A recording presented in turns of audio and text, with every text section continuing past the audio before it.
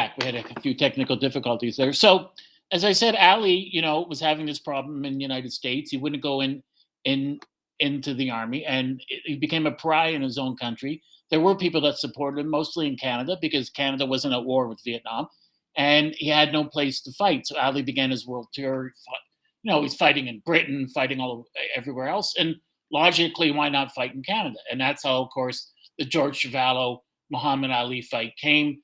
It was probably the biggest fight, I would say, in Canada until the Nicky Furlano fight against Aaron Pryor, the junior welterweight world champion fight many years later in 82, 83. So, I believe 83. So, this fight got press all over the world. Nat Fleischer stood up for George, and everyone before the fight had said, well, it won't last more than 6 rounds. He'll knock George out easy. But George had never been knocked out. He'd never been hurt, and he never been dropped. So this just didn't make any sense.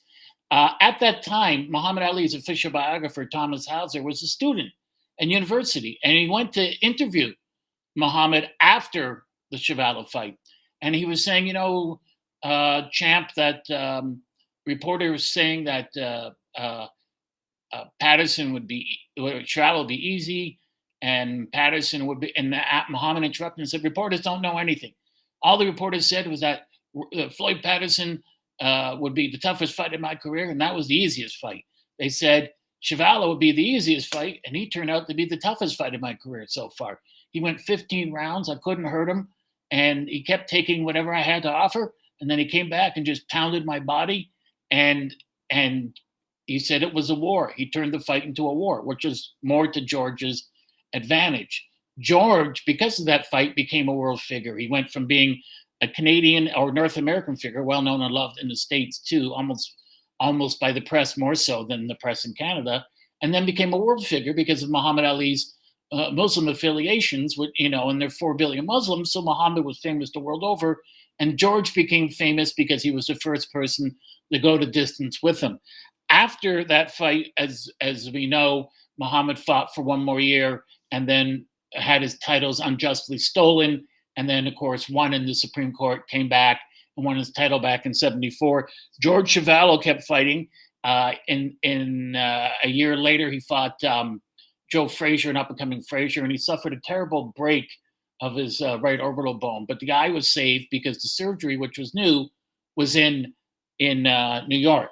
But although he lost to Frazier by technical knockout, him and Frazier became close friends. That was George Chuvalo's closest friend in boxing. He loved both Joe and Muhammad, and George was very distraught when they both passed away.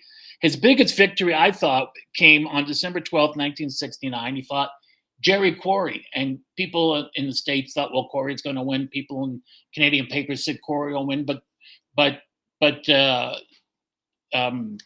Chuvalo caught him with a left hook in the 7th round, and Quarry had never been stopped or dropped, and he dropped him. And Quarry got up, went down, got up, went down again, didn't beat the count, and he was counted out. And that was probably George's biggest win. He also went on later on to beat Cleveland Williams in Houston. And Ali and him, remained friends for the rest of their life. They fought one more time in 1972 in Vancouver, in which it was a closer fight. But Ali, before, who was Superman, wasn't Superman. He was just brilliant, and he didn't have the legs that he had before. So he rather than a dancing master, he was sort of like a dreadnought, where he had to stand there and use the rope-a-dope and do different things to outfox George. And he won the fight. But when Ali fought Foreman, he spoke to George before, and he said to George Chuvalo, how do I beat him? And he said, George Foreman comes out to kill you from the first bell on. If you can wait him out and you can make him use his energy, which I was trying to do before the fight was stopped, you can beat him. And Ali followed those words and ended up becoming champ again by beating George Foreman in a huge upset. They would meet periodically over the years. They would get together at fundraisers, when they went to meet for a fundraiser down south for Jerry Quarry. When they had a big birthday party for Ali in Vegas, George went because they were very close. And also when they were raising money for Parkinson's here in Toronto at Varsity Arena during a Canadian Football League game at halftime, you had Larry Holmes, Lennox Lewis, George Chuvalo, Muhammad Ali, and of course Muhammad and George Muhammad was commenting, George, on the fact he still had all his hair. Muhammad was losing his hair. And they were close to the very end. They spoke often. And Joe Frazier passed away first, and George wanted to make it to his funeral. He didn't make it in time, and he made it to the funeral. He didn't make it to see Joe Frazier at the hospice in New York.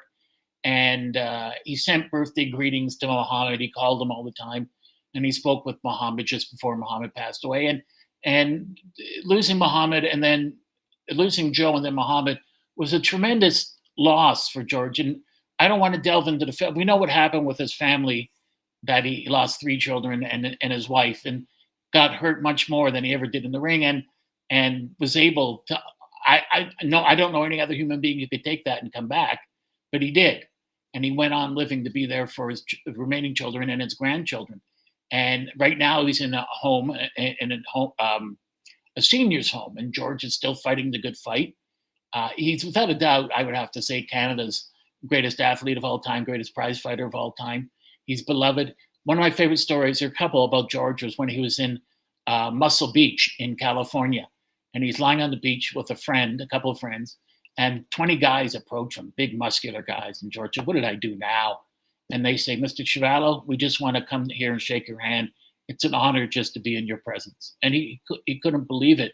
I was privileged to be at the International Boxing Hall of Fame with George over the last 10, 15 years. And I saw the lineup to get his autograph and photo, that lineups that were hundreds of yards long, where hundreds of people would wait just to meet him, to shake his hand. A lot of them were children who loved climbing on him. George has a special affinity for children. This was probably the most famous fight ever held on Canadian soil. People still talk about it today. And it's interesting, the fight took place 56 years ago. And still, it remains the top fight boxing match in Canadian history. George will always be remembered as the first person to ever go to distance with Muhammad Ali and give him a hell of a fight. George is 85 now. He's one of the greatest athletes, in my opinion, the greatest Canadian athlete of all time. He's known all over the world. Muhammad Ali, his very dear friend, I think is the greatest athlete that ever lived, and a wonderful person. It was a wonderful person, a humanitarian, just like George. And it was a golden time for heavyweights. And in that golden era, in the 60s, George was always in the top 10, ranked high in the top 10. And you have to give him credit for that, because he was there for over 15 years. And that's not an easy thing to do in the golden era of heavyweights. I really hope you've enjoyed this particular show. I'm sorry for the technical glitches we had.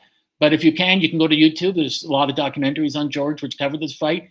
And you can actually see this fight in color on YouTube. And, when I asked George, why did you stop jabbing after the first 3-4 rounds? He said it wasn't a conscious decision. It was just, he was so quick. I thought, I got to do more than jab. I got to start taking his legs away by pounding his body. And that's what he did. It's still a wonderful fight to watch. It was a long time ago, but it still resonates today. It's the most important boxing match ever on Canadian soil. I hope you enjoyed the show today. Listen, enjoy the rest. If you're in Canada, Labor Day weekend. If you're in the United States or anywhere else in the world, enjoy the rest of your weekend. Go check out this fight.